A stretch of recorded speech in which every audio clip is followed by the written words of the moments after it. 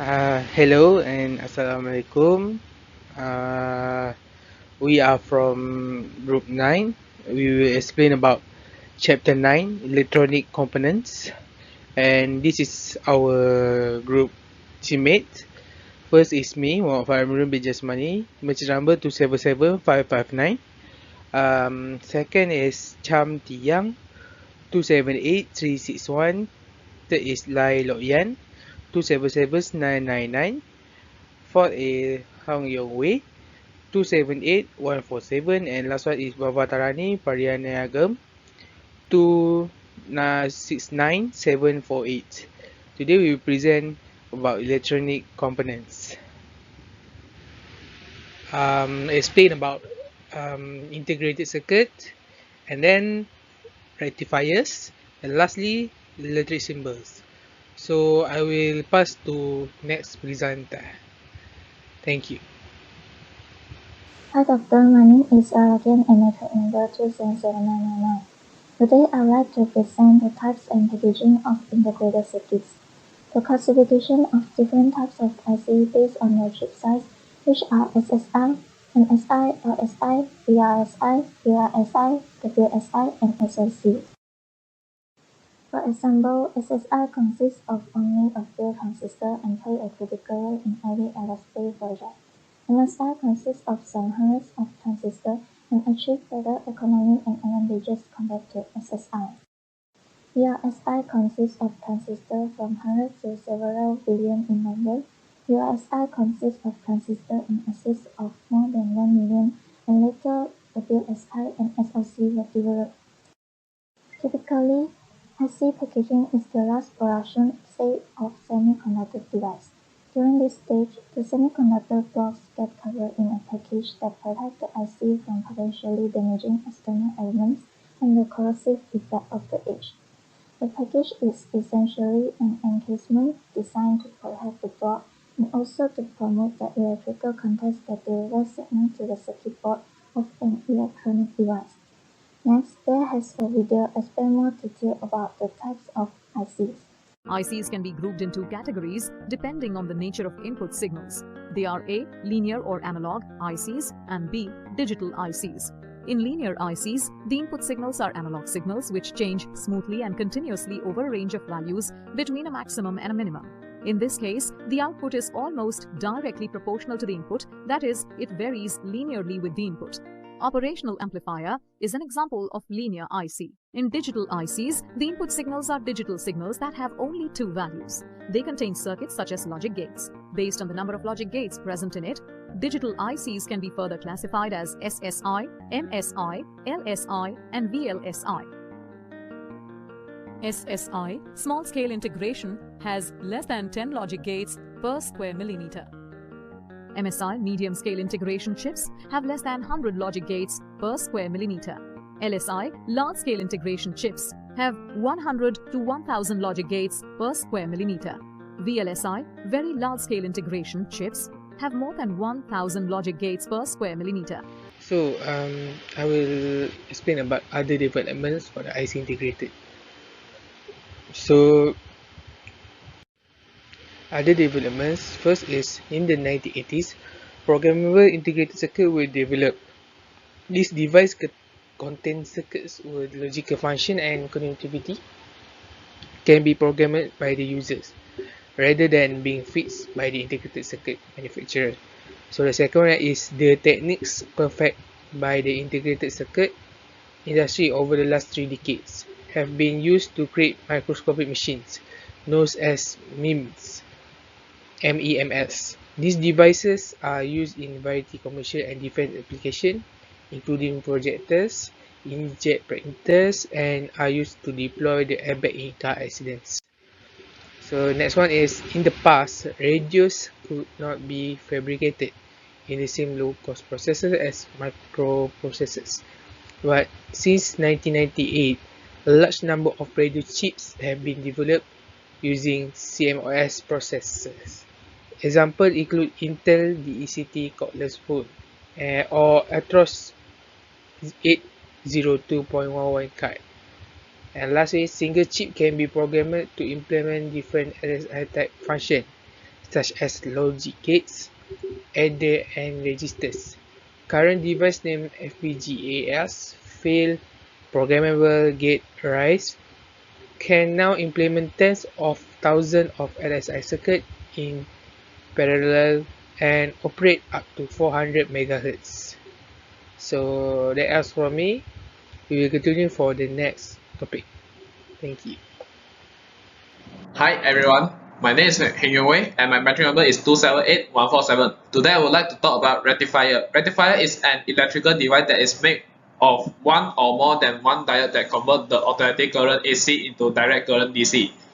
This is used for rectification where the process shows that how it converts AC into DC. Rectifier are the main part of a DC power supply. There are several types of rectifier, but today we will talk about two types of rectifier, which is half-wave rectifier and full-wave rectifier. A half-wave rectifier is defined as a type of rectifier that only allows one half cycle of an AC voltage waveform to pass, blocking the other half cycle. Half-wave rectifier are used to convert AC voltage to DC voltage and only require a single diode to construct. Let's say the circuit assuming the diode is ideal.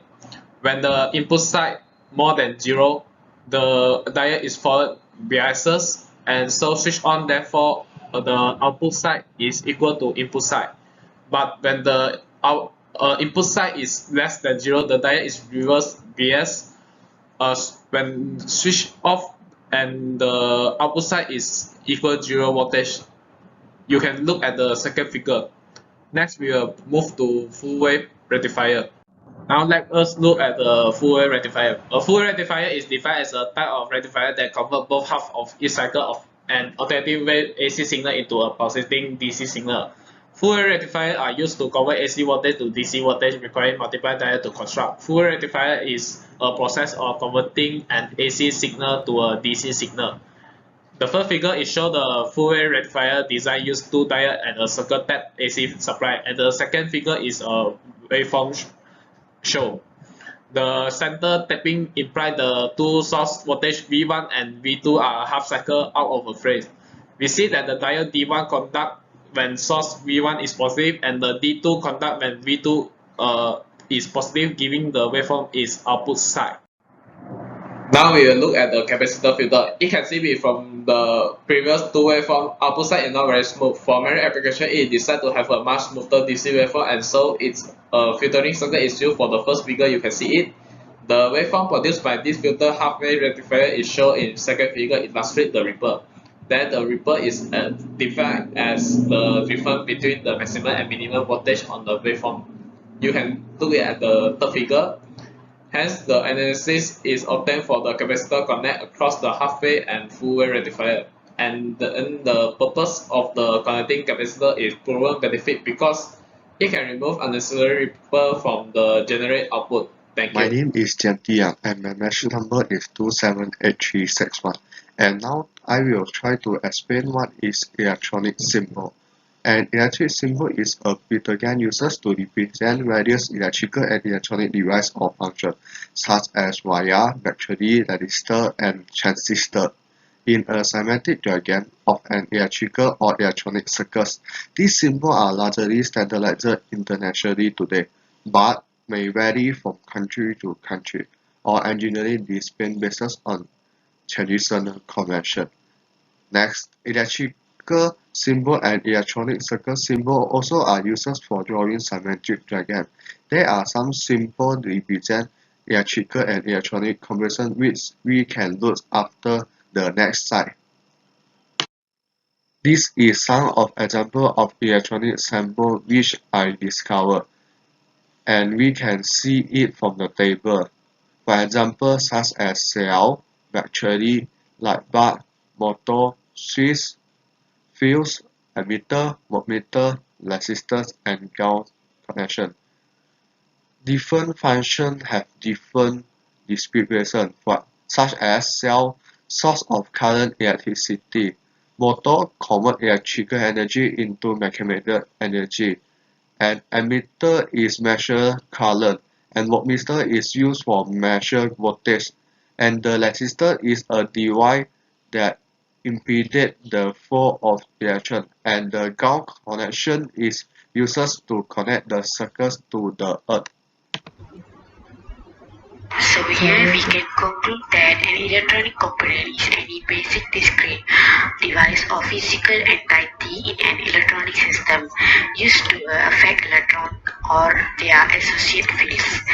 Electronic components are mostly industrial products available in a singular form, are not to be confused with electrical elements, which are conceptual abstraction representing ILS electronic components and elements.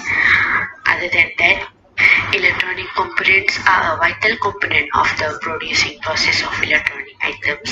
The top quality of the component used in the producing process can easily determine your future and growth in the industry. In addition, quality components unlimitedly enhance the quality of the end product as nicely as it is durability. Faulty electronic elements can cause an output to multifunction and even miss very early on its item life routine. Electronic components have changed the way we live and the approach we take to use engineering since these were first introduced into products. Other than that, last but not least, electronic components are essential to the performance of the thousand product. We have to make sure that an electrical component is a basic discrete device that is often connected with others to fulfill the requirement of any circuit. So that's all from us. Thank you so much.